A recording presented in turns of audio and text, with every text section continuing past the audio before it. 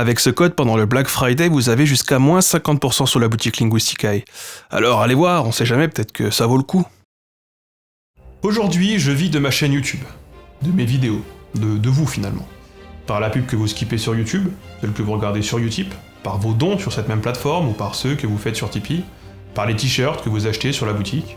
Certains diront que ce n'est pas assez, puisque ces seuls revenus ne suffisent pas à assurer mon salaire, quand bien même je me paye au SMIC. Et certains diront que peut-être, je mérite plus, comparant à d'autres créateurs sur telle ou telle plateforme. Toujours est-il que tout cela, je le mérite pas. Alors vous allez me dire, mais t'es con, mec, qu'est-ce que tu racontes? T'as pété une durite ou quoi? Vas-y, je te file 5€ et continue ce que tu faisais avant, tu verras, ça ira mieux demain. En plus, tes vidéos, elles sont giga quali, alors que cette plateforme est remplie de merde, c'est pas juste, c'est clair, mais bon, te dévalorise pas, quoi. Ou alors, cette vidéo, c'est quoi? C'est fait pour pleurer? Pour nous demander plus? Moi, je vais pas tomber dans le panneau, hein. Attends le gars, quoi, en plus, t'as raison, hein. Jean-Michel Nasbrock, il a moitié moins d'abonnés que toi, et ses vidéos, elles sont plus stylées, alors donc qui mérite quoi? D'autres trucs encore, peut-être, hein. Prenez-moi l'avis en commentaire, lâchez-vous, donnez-moi 5€, faites-vous plaisir. Mais avant, écoutez bien ce qui va suivre. Si je ne mérite pas mon succès, aussi mince ou relativisable soit-il, c'est peut-être tout simplement parce que le mérite n'existe pas. Quoi, mais comment tu peux dire un truc pareil? Bien sûr que le mérite ça existe, regarde, un tel il a galéré toute sa vie et ça finit par payer, hein. Il a certainement eu de la chance. Putain, mais comment tu peux nier de ses qualités? Et moi j'ai bossé dur pour arriver où j'en suis, tu penses que je suis une merde qui mérite pas sa place, c'est ça? Non, mais t'as certainement eu de la chance. Et ma frangine c'est une meuf super intelligente, vraiment. Tu crois qu'elle aurait pu bosser dans cette super boîte, hein, ou monter sa start-up révolutionnaire sans toute cette matière grise exceptionnelle, parce que bon... Peut-être que non, mais toujours est-il qu'elle a eu de la chance. Faites une expérience de pensée avec moi, voulez-vous bien? Admettons que chacun ayant réussi mérite sa place dans la société parce qu'il est intelligent, parce que c'est un génie, parce qu'il a des idées de ouf, et que vous vous considérez vous-même comme intelligent, comme un génie, comme quelqu'un ayant des idées de ouf. Pourquoi n'êtes-vous pas célèbre? Riche?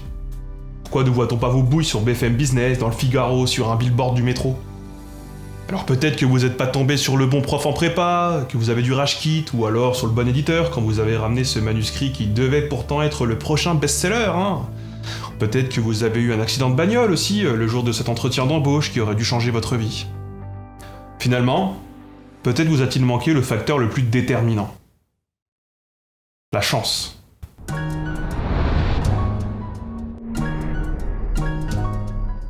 Comme le note cet article m'ayant donné envie d'écrire cette vidéo, si le mérite existait et si l'on vivait en démocratie, on aurait une redistribution de la richesse typiquement similaire à celle que l'on peut trouver sur la redistribution des résultats de tests de QI ou encore des heures passées au boulot, en courbe de Gauss donc. Or, la répartition de la richesse dans un pays ne répond pas à cette courbe. Et il se trouve qu'on n'a pas non plus de corrélation entre le fait d'être dans les plus riches et les plus talentueux, l'un n'impliquant pas l'autre. Le mérite ne conditionne pas votre succès, et ça on peut donc le mesurer. Si cela titille votre curiosité, cet article explique comment un chercheur, Alessandro Brucchino de l'université de Catania, a mis au point avec son équipe un modèle informatique du comportement humain pour voir comment les gens mettaient à profit les opportunités que leur offrait la vie, ces opportunités étant en fait basées sur la chance. Et il se trouve que les simulations reproduisent assez bien la répartition de la richesse actuellement. La conclusion, et je pense que vous la connaissez déjà, pour devenir riche, ou connu, ou célèbre, pour avoir du succès en somme, ce n'est pas tant le talent qui importe. Alors je vous fais la version courte, mais il y a le papier en description. En fait, on retrouve même dans ces simulations un modèle assez bien connu. Celui des 80-20, le principe de Pareto, que vous connaissez peut-être si comme moi vous avez fait un bac tourné vers l'industrie. Quand j'apprenais à user des pièces, c'était 20% de production représente 80% du chiffre d'affaires. Et sur YouTube, j'imagine que l'on peut imaginer que 80% du trafic est généré par 20% des vidéos seulement et que les 80% restantes se partagent difficilement les 20% du trafic restant. Bon, ça c'est difficile à le savoir parce qu'on n'a aucune information là-dessus, donc c'est purement extrapolé. Et j'imagine que cela pourrait être une des applications du principe de Pareto. Ici, pour revenir à l'étude dont je parlais plus tôt, le principe de Pareto nous montre que 80% de la population se partage 20% de la richesse, alors que les 20% restants se partagent 80% de la richesse. Les 20% les mieux lotis ne sont pas les 20% les plus talentueux ou les plus intelligents. Les 20% du principe de Pareto ne sont pas les 20% de la fin de la courbe de Gauss. Ces 20%, ce sont ceux qui ont profité d'un facteur chance qui peut, en fonction des milieux et des parcours, être dû à l'ancienneté, à l'éducation, à la situation géographique, à la santé, au fait que vous ayez décidé de poster votre vidéo un lundi à 18h plutôt que la veille à 19h, parce que vous aviez oublié, parce que vous aviez une soirée, que ça tombe bien finalement, parce que YouTube a décidé de vous mettre en avant. Ce qui ne serait pas arrivé sinon, lançant votre carrière sur les rails alors que vous alliez manquer cette fenêtre sans même le savoir. C'est triste à dire, mais par bien des aspects, le succès sur YouTube rappelle le succès au loto. Sur YouTube, sur Twitch, sur Instagram, les 20% les plus connus ne sont pas les 20% les plus méritants.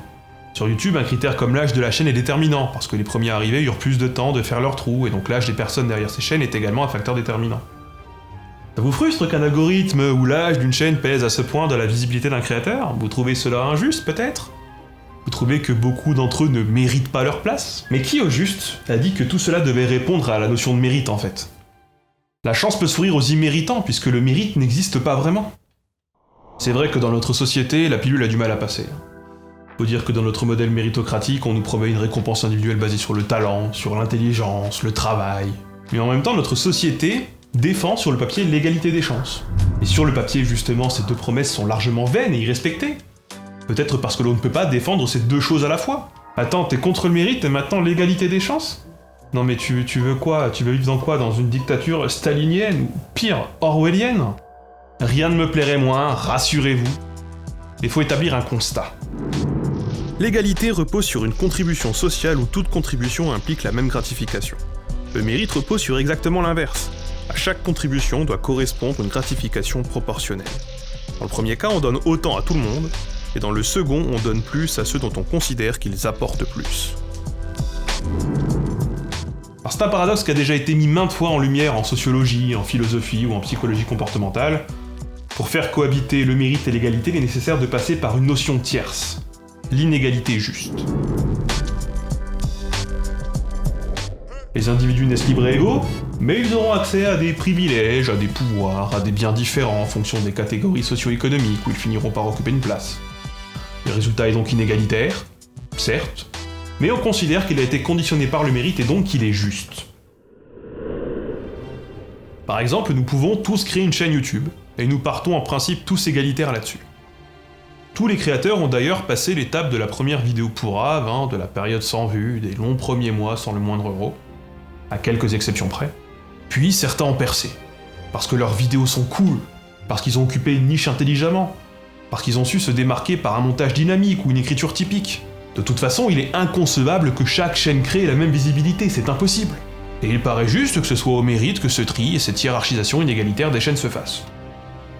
Tous ces exemples sont évidemment applicables à Twitch, à Instagram, à n'importe quel réseau social ouvert. Cependant, pour que l'inégalité juste soit acceptable, il faut que le mérite soit le seul facteur déterminant et que l'égalité existe à la base. Dans notre monde occidental, ces deux facteurs sont défendus et garants de notre modèle de société, mais ils ne pèsent pas beaucoup finalement. En réalité, ce sont des fantasmes, ce sont des chimères. Et la sociologie nous le rappelle sans cesse en nous montrant à quel point l'origine et la position sociale sont des facteurs bien plus déterminants dans le succès que tout le reste finalement. Comment défendre l'égalité des chances dans un environnement où tout le monde ne part pas du même endroit, avec les mêmes ressources? Sur YouTube, c'est également vrai, la position au sein du microcosme social, c'est-à-dire ce que certains appelleraient le YouTube game, c'est déterminant. Tout comme le fait d'avoir un bagage intellectuel et technique fort si, comme moi, vous faites de la vulgarisation. Un partage ou une collab peuvent apporter bien plus de monde que des années de travail acharné. Des capacités techniques en vidéo peuvent vous faire épargner, je sais pas moi, disons, 1 ou 2 ans de galère, si on compare votre situation avec celle de vos pairs. Et encore, on n'a pas parlé du matériel. Parce que commencer avec une webcam ou le GH5 de Panasonic que j'utilise actuellement, oui, ça change la façon dont on va vous juger sur votre image. Parce que si c'est pas impossible d'avoir un truc propre avec une Logitech 920, c'est vrai que c'est pas impossible, c'est quand même plus simple avec un truc qui filme en 4K, en flat et qui peut faire du slow motion un peu stylé. Prenez-moi par exemple. Le fait que j'ai sympathisé très tôt avec des gens de la bibliothèque d'Alexandrie, comme Nota Bene, Nico Pilot, Léo Dirty Biology, ça a certainement aidé ma chaîne à décoller. Soit par des partages, ou tout simplement par des conseils techniques, des opportunités de boulot, des invitations en événements, je sais pas. J'ai travaillé avec Nico sur la chaîne Nota Bene par exemple. Ça aurait pas été possible si nous n'étions pas devenus amis à la base, quoi. Typiquement, ces relations m'ont apporté du boulot, de l'expérience, et donc une pérennisation de mon activité économique sur YouTube. Ça a joué de ouf. Puis les amis qui ont des grosses communautés, qui partagent mes vidéos. Ça contribue aussi, certainement, à leur succès. Puis j'ai eu l'aide du CNC. Ça m'a permis d'investir dans du matos et de payer des costumes, des techniciens, et cette aide a largement conditionné le succès critique en commentaire de cette dernière année. Et le step-up en termes de matériel, en termes de technique, en termes de durée, en termes de tout ce que vous voulez. Puis je bosse avec une société de prod aussi, où nous sommes plusieurs vidéastes. Et puis les opportunités des uns deviennent souvent les opportunités des autres, quoi. Sans que le facteur talent soit le plus déterminant face à d'autres comme la disponibilité, le prix, la ligne éditoriale. Et c'est comme ça que j'ai eu NordVPN par exemple, qui a permis de me payer ma vidéo sur l'Elfic, et de payer Guile pour réaliser 3 plans 3D sur la vidéo qui parle de novlangue. Des fois ça tient vraiment encore à moins que ça. J'ai pu créer une langue pour la série Calls par exemple, car quelqu'un a tagué mon nom sous un tweet de Timothée Hochet. Juste ça. Enfin bref. Sur YouTube comme ailleurs, l'égalité des chances ou le mérite sont des chimères et des fantasmes, et donc des notions caduques. Selon le papier dont on a parlé juste avant, le mérite constitue une norme de justice autodestructrice, puisque la distribution des atouts socialement valorisés est partiellement imputable au hasard, et prend ainsi un caractère non mérité. Version vulgarisée, la chance tu le mérites, l'origine sociale tu le mérites, l'algorithme YouTube tu le mérites, et puis si on tu le mérites n'existe plus. Mais alors à quoi sert le mérite ? Paradoxalement, parfois à justifier les inégalités plutôt qu'à les combattre. Il permet de donner un sens à ses propres succès ou à l'échec des autres, et il sert de fiction acceptable pour tolérer l'inégalité juste. Il permet à des biais cognitifs d'émerger, comme l'erreur fondamentale d'attribution selon laquelle on attribue une valeur disproportionnée au caractère endogène et une valeur minorée au caractère exogène. J'en avais déjà parlé dans ma vidéo sur l'Académie française, mais je vous conseille la vidéo d'Horizon Bulle sur le sujet. Et pour le dire autrement, on attribue beaucoup trop de valeur au talent, au choix, aux compétences des individus et jamais assez au contexte, à la situation, au hasard. Alors que ce qui arrive est peut-être tout simplement indépendant de nos actes ou de notre volonté. Je sais, ça nique un peu le moral. Suis-je toujours méritant du succès d'une vidéo et toujours responsable de son échec ? Toutes les petites chaînes YouTube sont-elles tenues par des incapables et toutes les grosses chaînes par des clairvoyants ? Ça marche aussi de l'autre sens. Une de mes vidéos peut-elle exploser en vues sans que ce soit sa valeur qui en détermine la mise en avant ? Ça, sur cette question très précise, il se trouve que j'ai la réponse. Qu'est-ce qui justifie que ma vidéo sur les Gaulois ait fait autant de vues sur cette période ? Et pas à sa sortie, par exemple. Certainement pas son contenu, ni ma stratégie marketing. Très clairement pas. Le mérite sert aussi cependant à injecter de l'impro dans un milieu sélectif, et ça pourrait être son côté positif. Il existe des parcours atypiques, souvent bien mis en avant d'ailleurs, venant perturber l'ordre établi. Le mérite n'est alors pas nécessairement une valeur de droite, comme c'est avant tout le cas actuellement. En tout cas si l'on se base sur plusieurs publications basées sur des enquêtes d'opinion. À l'origine, le mérite permet au contraire de bouleverser un système où la reproduction sociale est très forte et ce fut une valeur progressiste servant à combattre l'ancien régime et la noblesse. Il est cependant fascinant de voir que la méritocratie aujourd'hui, aussi défendue soit-elle, n'existe pas vraiment et serve à défendre le discours des vainqueurs sur les vaincus. Si on défend encore beaucoup l'école, où est censé régner l'égalité des chances et où le destin doit se décider en fonction de considérations purement intellectuelles ou laborieuses, ce rôle lui échappe largement. Un enfant de couvreur-zingueur ne part pas avec le même bagage qu'un fils de prof qui emmène ses gamins au musée tous les premiers dimanches du mois, ou qu'une avocate qui paye des cours d'anglais à ses gamins dès la maternelle. Comme le défend bien ce papier, la méritocratie est en effet aujourd'hui largement devenue une parentocratie, c'est-à-dire un système où la reproduction sociale est très largement conditionnée et décidée par vos parents. On est comme retourné à la case départ. Alors aujourd'hui, les classes supérieures intègrent très largement le système scolaire dans leur stratégie de reproduction sociale. La multiplication des écoles privées de gestion, d'économie ou de management comme plan de secours aux enfants de la bourgeoisie est par exemple un moyen de contourner le processus sélectif des grandes écoles, tout en garantissant un diplôme prestigieux qui peut paraître acheté, comme on achetait autrefois un titre de noblesse, et se garantir des accès aux sphères desquelles le parcours traditionnel, le parcours du mérite, les aurait normalement exclus. Il n'y a pas encore d'école d'influenceurs permettant de squeezer toutes les étapes essentielles de la création vidéo sur internet, mais ça viendra peut-être un jour.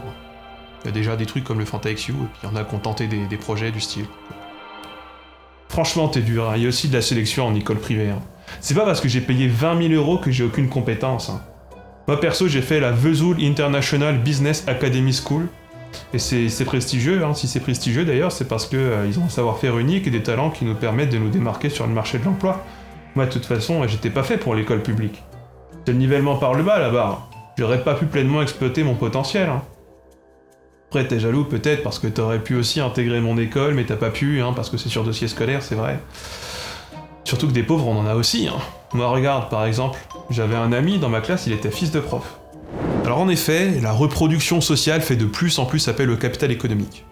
Alors ça prend plusieurs formes, ça peut être payer des écoles qui coûtent la race aux gamins, où on trouve ni pauvres ni prolos. Ça peut être leur payer une année en Angleterre ou aux États-Unis pour qu'ils parlent bien anglais pour la rentrée et pour cartonner en cours, là où aucune bourse ne peut subvenir à ses besoins pour le tout venant. Ça peut être aussi leur faire leur stage de 3e ou de 4e à la NASA plutôt qu'au dépôt SNCF du coin où devront changer des filtres de 63 000. Oui, parce que j'ai connu un mec qui a fait son stage à la NASA pendant que je changeais des filtres de 63 000 au dépôt SNCF de Cumonchin. Autant vous dire qu'on n'est pas parti du même endroit, qu'on n'a pas eu les mêmes histoires à raconter à la rentrée pour frimer à l'école, et surtout qu'on n'a pas eu la même note au rapport de stage. Franchement, si tu me demandes, je te dirais que t'avais qu'à mieux choisir. Parce que moi, mon stage, je l'ai fait au musée Georges Garret, et c'était enrichissant. C'est quand même pas la faute à la société si t'as décidé d'aller réparer des trains, là. Même dans l'université publique, il existe des inégalités liées non seulement à la qualité de l'enseignement ou aux filières existantes, mais surtout au prestige des établissements. Étudier à Bristol ou à Oxford est quand même giga plus stylé qu'étudier à Southampton, là, je sais pas comment vous le dites. En Italie, étudier à Bologne ou à Sienne ouvre indéniablement plus de portes qu'étudier dans n'importe quelle ville du Sud. Les programmes d'échange de type Erasmus sont censés permettre d'étudier à l'étranger. Avec une bourse d'ailleurs, au besoin, si vous n'avez pas les moyens. Mais le programme est lui-même, au sein du milieu étudiant, très inégalitaire. La bourse ne permet clairement pas de subvenir à ses besoins, d'autant plus si vous venez d'un pays d'Europe de l'Est ou de l'Europe centrale, et que vous cherchez à étudier en Angleterre, parce que là la sélection est de toute façon si forte que votre dossier ne sera même pas étudié. Pas de mérite pour les pays pauvres de l'Union Européenne. Dans les faits, les programmes d'échange censés apporter l'égalité des chances la réduisent. 40% des étudiants mobiles français viennent des grandes écoles, qui ne regroupent pourtant que 5% des étudiants. Dans le profil des personnes bénéficiant du programme Erasmus, on trouve surtout des enfants issus de la classe supérieure, bien dotés socialement et économiquement, dont la famille a déjà pu leur permettre plusieurs séjours ou voyages à l'étranger. Alors ces séjours, ils font des CV en béton, ils assurent la sélection, et ils ne sont aussi souvent possibles que si on a déjà du pognon. Et ouais. Alors je peux pas faire de parallèle avec YouTube, même s'il y aurait certainement plein de choses à dire, mais bon j'avoue j'ai rien de pertinent à mettre en lumière là. Par contre j'ai été à la fac, et j'ai fait Erasmus, et j'ai même été étudiant à l'étranger en dehors de tout programme d'échange. Je connais pas mal la situation. D'ailleurs, on se trouve qu'on m'a refusé à la base un programme d'échange pour ma deuxième année de fac parce que j'étais un étudiant à risque. Bah oui, moi qui n'avais pas fait la section euro au lycée, comme tous ceux qui avaient été sélectionnés, en même temps, quelle idée. C'est vrai que la section euro n'existait pas chez moi. Peu importe mes compétences ou mon mérite, dans cette histoire, il aurait pas fallu que je nique les stats de réussite. Fallait mieux prévenir que guérir. Alors j'ai attendu la 3e année. J'ai fait le forceur pour faire Erasmus. Si ça fait stylé sur mon CV, et si j'ai déchiré sur le papier, bah honnêtement, j'ai jamais eu aussi peu cours de ma vie. Par contre, j'ai bien séché mon compte en banque. Putain, qu'est-ce qu'il a dégommé. Pourtant, j'avais la bourse Erasmus, 200 balles par mois. Autant vous dire que je suis pas allé loin. Puis ensuite, je suis parti en Autriche. 3 ans, en dehors de tout programme d'échange. Et comme beaucoup de mes homologues étrangers, j'étudiais dans une autre langue que la mienne et sans aide financière, et donc j'ai fait des boulots à la con. Des 25 heures par semaine à se lever à 6h du matin pour payer le loyer plutôt que bûcher à la bibliothèque universitaire. Forcément, ça impacte les résultats. Et ça ferme donc des portes. Et du coup, si j'avais de moins bonnes notes, est-ce que c'est parce que j'étais moins malin? Est-ce que c'est parce que j'étais moins méritant? En tout cas au regard de l'institution dans laquelle j'étudiais. D'ailleurs, les étudiants devant travailler pour payer leurs études ont plus de mal à réussir leurs examens. Et c'est d'autant plus vrai que le volume horaire de travail est important, et ils sont donc plus pénalisés par la sélection lorsqu'elle existe. Moi j'ai bossé pour arriver où j'en suis. Alors pas à l'usine comme toi, oui c'est vrai, mais bon, arrête de te plaindre, moi aussi j'ai donné. Cet été j'ai fait un stage au siège de la boîte de mon père. C'était pas bien payé, et c'était pas toujours facile non plus, faut pas croire. Par contre ça m'a beaucoup apporté. C'est comme ça que j'ai pu me payer mon MacBook pour prendre mes notes en cours. T'aurais pu faire pareil d'ailleurs, je sais pas ce que t'as fait de ton argent, mais bon. Et en plus sur le CV, mon truc ça fait plutôt cool. Franchement, t'aurais pu mieux trouver un truc qui serve un peu mieux ton dossier, quoi. Et pour le loyer, tu fais comment? Quoi? Le paradoxe dans tout ça, c'est que les enfants bénéficiant le plus d'un héritage culturel, social ou économique sont ceux qui croient le plus à la notion de mérite, alors que c'est ceux qui, selon leurs propres critères, sont peut-être finalement les moins méritants. Comme le note Sartou Lajus, il est en effet plus facile de croire au mérite quand on remporte une victoire que lorsque l'on subit une défaite. Mais la vérité, c'est que nous n'avons parfois aucun contrôle sur les événements. La plupart du temps, peut-être même. Et donc nous ne sommes pas responsables ni maîtres de notre destin. Nous pourrions sinon prédire le succès, et rien n'est moins aisé. Tenez, là, pour reconnecter avec YouTube, il se trouve que fin septembre, j'étais au Frame Festival à Avignon et j'ai assisté à la remise des prix du concours Frames. J'ai pris plein de claques dans la gueule, tellement les vidéos étaient stylées. Et vous savez ce qu'elles avaient tout en commun? Elles avaient une poignée d'vues. De toute façon, le concours était ouvert aux chaînes de moins de 10 000 abonnés uniquement, en tout cas, il me semble. Et pourtant, les vidéos, elles déchiraient. Je me suis senti tout petit, vraiment tout petit. Je me suis senti comme un imposteur, en fait. Et cette vidéo-là, celle qui parle de l'ISS, par exemple, elle m'a rendu ouf tellement elle était stylée. Et elle a fait 7000 vues en un an. Et c'est ce que cette vidéo fera dans sa première demi-heure de mise en ligne certainement, ou peut-être dans les 2 ou 3 premières heures, en tout cas durant la première journée. Et moi ça m'interroge sur le mérite, sur l'égalité, et même sur notre faible marge de manœuvre que l'on a sur nos propres vies, et sur nos propres vues ici en l'occurrence. Attends, mais tu crois pas au mérite, tu crois pas à l'égalité, maintenant tu vas nous dire que tu crois pas à la liberté? Pas de mérite, pas d'égalité, et même pas de liberté de surcroît. Mais vous savez, je me suis souvent foutu de la gueule des séries américaines quand elles nous ressortent comme un vieux jeu de tarot la question du destin pour faire avancer l'intrigue. Ça ne peut pas être un hasard, tout est écrit, ce moment était gravé dans l'univers. Alors il faut qu'on suive cette voie, c'est le destin. Et d'ailleurs, ça me fait encore bégère, ce genre de facilité scénaristique, mais il y a un fond de vérité. Alors non pas que toute coïncidence doive nous émerveiller et faire tirer des conclusions hâtives, mais la notion même de hasard peut nous interroger. En parlant à Frames, à Avignon, là où j'étais il y a quelques semaines, avec David Loipre de Sciences Étonnantes et avec Monsieur Phi de cette vidéo précise justement, il est revenu dans la discussion une vidéo que David avait fait sur la théorie du chaos. Une vidéo que je vous conseille d'ailleurs. Dans un système étudié par la théorie du chaos, une infime variation des conditions initiales produit un résultat très différent et qui pourrait être vu comme du hasard. Mais ce n'est pas parce que le résultat ne nous est pas prévisible qu'il est pour autant synonyme de hasard justement. C'est seulement parce qu'on n'en maîtrise pas toutes les variables. Et là les amis, je vous emmène du côté du déterminisme. Alors je vais pas vous refaire tout le débat terminologique que j'ai pu avoir avec Monsieur Phi, qui serait bien plus précis et certainement bien plus pertinent sur la question. Mais le déterminisme est une notion selon laquelle tout est déterminé selon le principe de causalité par ce qui fut précédemment. Spinoza, qui a théorisé le nécessitarisme, une notion très proche, explique alors qu'aucune liberté ne peut exister si nos choix sont orientés par des éléments et par des critères extérieurs. Le libre arbitre n'existe pas. Seule l'illusion du libre arbitre existe. Si aujourd'hui je suis vidéaste et vulgarisateur en linguistique, c'est parce que j'ai fait des études. Ok. Mais si je parle de linguistique historique, c'est parce que j'ai étudié cette spécialité en Autriche. Ok. Pays que j'ai choisi en fonction de mes envies. Ok. Et aussi en fonction de celles d'autres personnes. Bah ouais. Et si j'ai fait des études à la toute base, c'est parce que je vivais chez ma tante, qui m'a inscrit et qui m'a aidé pour aller à l'université. Et si je vivais chez ma tante, c'est parce que mon père m'avait mis dehors, et qu'il y avait des problèmes de famille à cette époque. Et s'il ne l'avait pas fait, je serais certainement devenu cheminot comme lui, et j'aurais une vie bien différente de celle que j'ai aujourd'hui. Si j'ai lancé ma chaîne, c'est à peu près la même histoire, C'est parce que je me suis inspiré d'autres personnes qui l'avaient fait avant moi. Et c'est parce que j'avais envie de transmettre ces savoirs auxquels je n'avais pas accès plus jeune dans ma région et mon environnement social. Et puis aussi, c'est parce que je me suis retrouvé en arrêt maladie, et parce que j'ai perdu mon travail à cause de problèmes de santé, et que cela me dégageait du temps que je n'aurais pas eu autrement. Ce qui m'a conduit devant vous aujourd'hui, si on y réfléchit bien, c'est des événements indépendants de ma volonté. Et ça, la sociologie, la psychologie et d'autres sciences humaines l'étudient, et leurs conclusions risquent de vous mettre un coup au moral.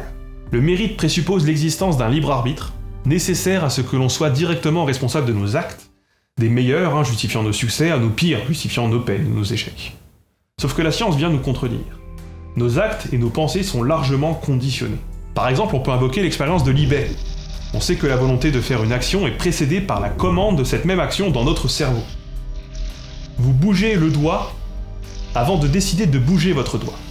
Vous êtes conditionné par votre histoire, votre famille, votre lieu de naissance, votre lieu de vie, votre milieu, votre langue, votre époque, et d'autres innombrables facteurs immesurables et pourtant tellement déterminants.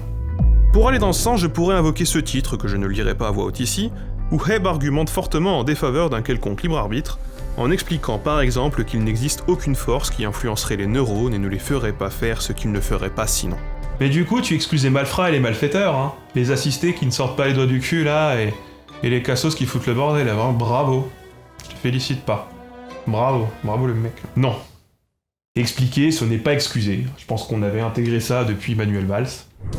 Tout d'abord, pour reprendre cet article, un nombre croissant d'études en psychologie sociale montre que diminuer la croyance des gens en leur propre liberté entraîne des conséquences aussi délétères qu'une perte du contrôle de soi, une augmentation de l'agressivité ou une diminution de la fréquence des comportements altruistes.